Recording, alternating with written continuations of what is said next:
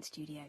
Have you ever tucked a piece of work away hoping it might grow on you, but deep down you know it's just not working? I think we've probably all done that. But here's the good news. Those forgotten, unloved artworks are great for transformation. This week I'm showing you how I breathe new life into abandoned prints. So it's with ripping, cropping, reprinting and reworking using simple materials and techniques. So when there's nothing to lose, you can stop being precious and make bold, freeing choices, and that's often when the fun starts. I'm Ruth and I help artists to deepen their practice through hand printing at home.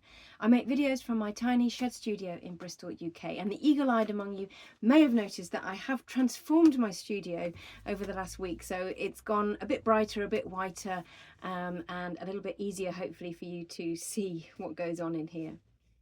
If you would like more regular input from me, inspiration, how-tos, heads up on new courses and your free guide, Start Printmaking Today, you already have everything you need, then please do join my email list. The link is in the description below. Right, let's get reworking. So, first thing I'm going to do, well, I'm going to work on this piece here. This was actually a proof of a big dry point that I did, and I did it on just bread and butter paper, which is quite a cheap proofing paper. I didn't really like the way it turned out. I've tried to do some more stuff on it, I've tried to monoprint on it, still not liking it. So I've kind of got to this point now where actually I've left it long enough that I feel I can just totally transform it. So what I'm going to do is cut it down to start with. This I just find quite boring. This I find quite boring. It might work for me later at a different date. But right now I like this area here. I like this area here. So I am going to cut it right on down. I'm just going to use my metal ruler. I am just going to do this by eye. Do I want that nice line there? Let's see. I'm going to keep that nice monoprint line in for the moment. Now, isn't that satisfying? That's a really nice feeling. And I'm going to cut this one down too, along here.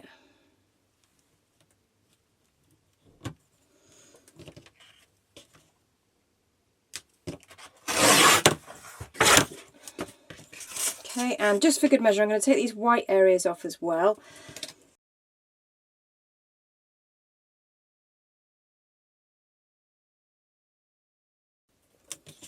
Okay, so this has completely transformed the format, the composition.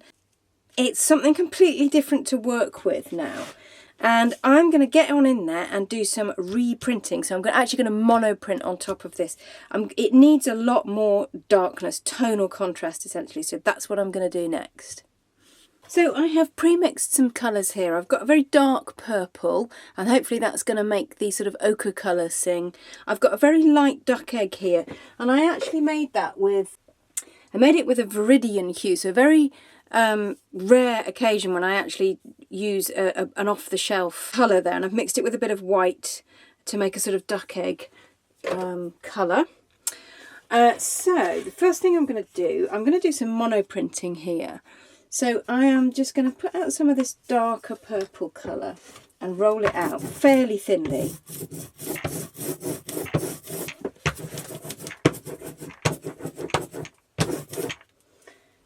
Oh, I've got a hair in there.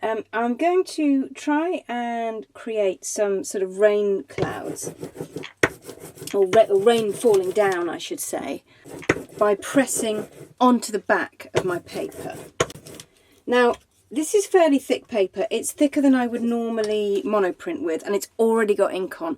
So I'm going to probably add a bit more of this colour. This is oil paint, by the way. And that's so that I can be sure that the colour is going to come off as I press through the quite thick paper. So you can see that here.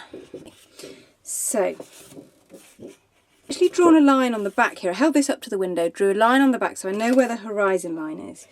I cannot see through this paper. Like I say, normally I would use thinner paper to monoprint with, and I can usually see through it and see what I'm doing a little bit more. But I'm going to place this over. I'm going to get my usual implement of choice, which is just this old knife, and I'm going to use the handle end to hopefully get a fairly thick line. So let's have a go.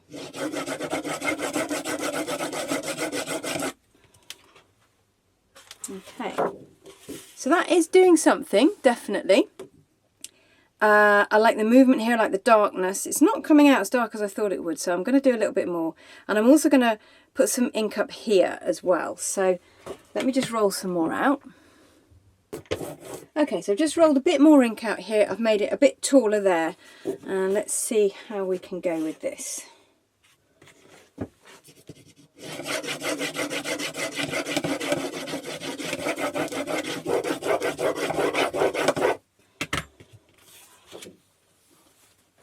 Okay, so we're getting stronger marks here, darker marks. So I'll sit with that for a bit and see how we go with it.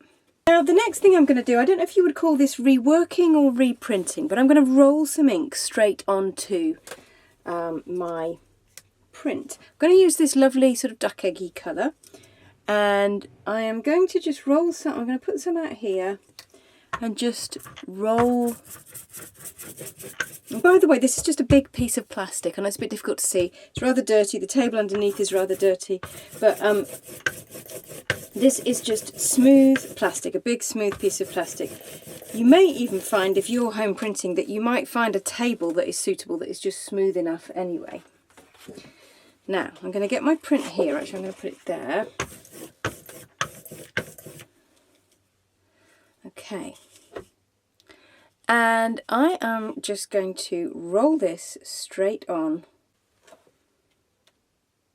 sort of the water of this picture.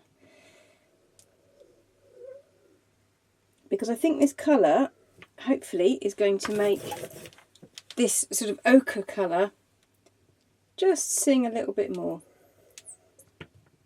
And I like just rolling ink on. Like I say, I don't know if this counts as printing. It certainly counts as reworking at any rate.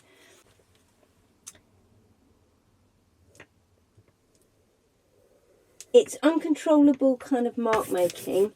You don't quite know how it's going to come off your roller and onto your paper.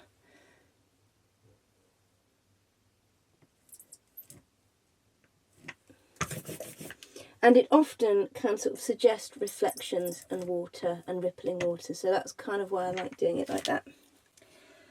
Okay, so we've got a bit more subtle colour in there. And I think that is making this ochre come out as well. Okay, so next I am going to rework in various ways.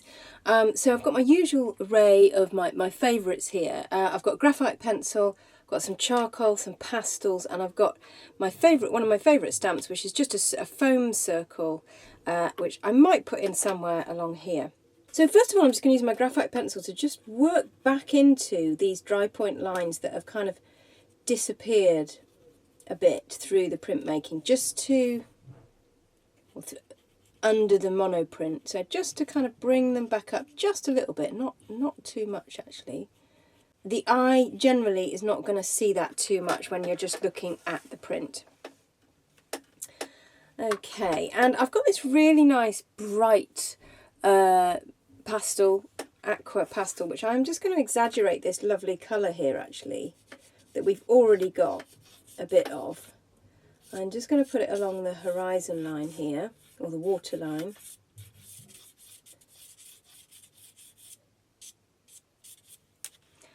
And that, again, hopefully is going to make this very subtle, soft ochre colour kind of jump out a little bit more. And I've also just got some very light, or just an off-white colour pastel here. And I thought I might see if I can just exaggerate some of the lighter patches here, so that it looks as if light is coming through.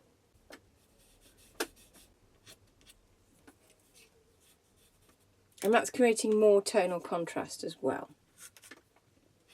I love this area of light because it's kind of implying that there is a sun or a moon sort of behind there. So what I think I'm going to do, I'm probably going to put my stamp in there. So the way I'm going to use this stamp is just with a piece of kitchen towel. And I've got some white, ink here, or it's actually paint. This is my oil paint.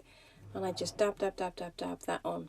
And all this is a piece of thick card with a craft foam circle. That's all it is. You could even just cut out another piece of card, but it's just to make a nice circle, and that your eye tends to see that as a sun or a moon. And I'm going to see if I can put it sort of in here.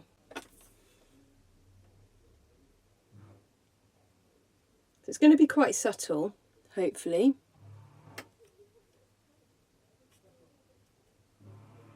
Oh, that's really subtle. Okay, that's not quite worked. So I think what I'm going to do, while it's still wet, because this is oil-based ink, I can do that, I'm going to wipe what was on there off, and I'm going to place it further in here, I think. See how that works so that we can see it a bit more. And it's also telling me that I need a lot of this paint to make this stamp work.